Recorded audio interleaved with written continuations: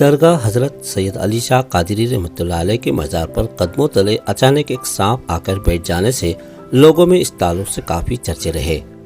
ये दरगाह होसकोटे तालुक चिंतामणी रास्ते पर वाक़ई हिंडिगनाल में मौजूद है। हालांकि ये दरगाह बहुत कदीम बुजुर्ग की मज़ार है।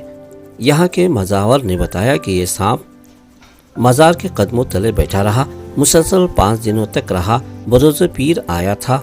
बरोज़ जुमा रात 12 बजे के बाद अपने आप चला गया।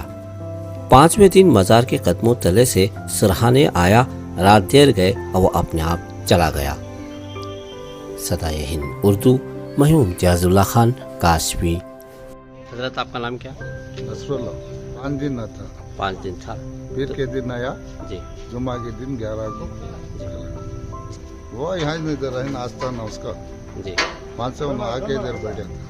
वो मज़ार के पास कहाँ था? मज़ार के पास पंचायत था, बाद सिराने सिरा। 4 दिन पंचायत जी।